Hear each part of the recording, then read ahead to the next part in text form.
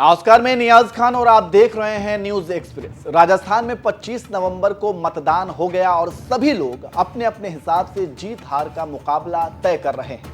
ऐसे में कहा जा रहा है कि कांग्रेस बीजेपी में कांटे की टक्कर है और बीजेपी जीत सकती है। लेकिन सवाल है, अगर बीजेपी जीती तो किसके हाथ में बीजेपी कमान देगी और क्या वसुंधरा वापसी करेंगी या मोदी शाह की जोड़ी किसी नए को मुख्यमंत्री बनाएंगे? देखिए रिपोर्ट।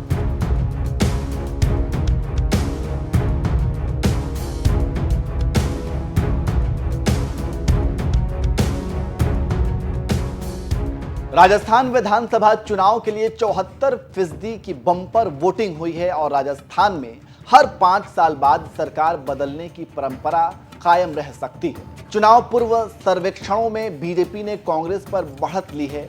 फलौदी का सट्टा बाजार भी बीजेपी को 120 से ज्यादा सीटें देकर सरकार बदलने की संभावना को प्रबल बना रहा है। बीजेपी ने मिजाज भापते हुए पहले ही कई नेताओं को विधानसभा चुनाव मैदान में उतारकर संकेत दिए हैं कि राजस्थान में 10 साल बाद नया नेतृत्व मिलेगा।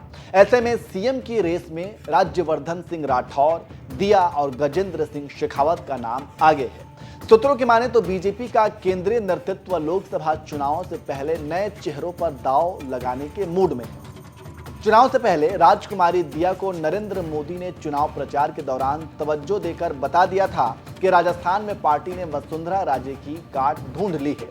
एक दिलचस्प जानकारी आपको दे दें कि 2002 में भैरव सिंह शेखावत के उपराष्ट्रपति बनने के बाद राजस्थान की कमान वसुंधरा राजे को सौंपी गई। तब बीजेपी के पुराने नेताओं को यह बदलाव रास नहीं आया। पार्टी के बड़े नेता गुलाब चंद कटारिया ने राजे का विरोध किया, लेकिन वसुंधरा राजे ने अपने दम पर 2 बार सरकार बनाकर दिखा दिया कि दम है। लेकिन मोदी शाह की जोड़ी फिर 2002 दोहराने के मूड में है। इसलिए 2023 विधानसभा चुनाव से पहले नरेंद्र मोदी ने राजस्थान में गुटबाजी खत्म करने के लिए बड़ी कवायद की। गुलाब चंद कटारिया को असम का राज्यपाल बना दिया और राजस्थान में नरेंद्र मोदी के नेतृत्व में चुनाव लड़ने का फैसला किया।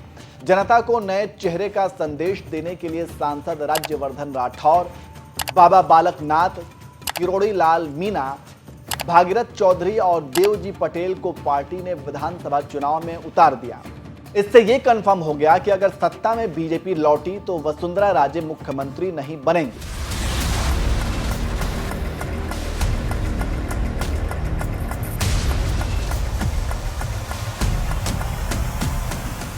तो बाकी राजनीति की स्थिति समझने के बाद बीजेपी के नेता कहते हैं कि पार्टी न सिर्फ राजस्थान में बल्कि पूरे देश में नया नेतृत्व को खड़ा करना चाहती है, जो अगले साल 25 साल तक लीडर कर सके। 2024 के लोकसभा चुनाव के बाद बीजेपी को राज्यों में ताकतवर नेतृत्व की जरूरत होगी। इसलिए युवा नेताओं में संभावना टटोली जा रही है। भैरव सिंह शेखावत भी 76 साल की उम्र में राजस्थान की जिम्मेदारी युवा नेताओं को सौंप दी थी। ऐसे में अब वसुंधरा राजे की बारी है। राजे की उम्र 71 साल है और राजस्थान में युवा नेतृत्व को कमान सौंपने की बारी फिर आ गई है। दिया कुमारी और राज्यवर्धन सिंह राठौर युवा चेहरा हैं, जिनमें भविष्य की संभावनाएं दिख रही हैं। कहा जा रहा है कि आरएसएस भी बीजेपी में युवा चेहरों को आगे लाने के पक्ष में है। सवाल यह है कि अगर 3 दिसंबर के बाद राजस्थान में सरकार बदलती है तो वसुंधरा राजे को क्या रोल मिलेगा? पूर्व मुख्यमंत्री रह चुकी वसुंधरा के सहयोग के बिना सरकार कैसे चलेगी?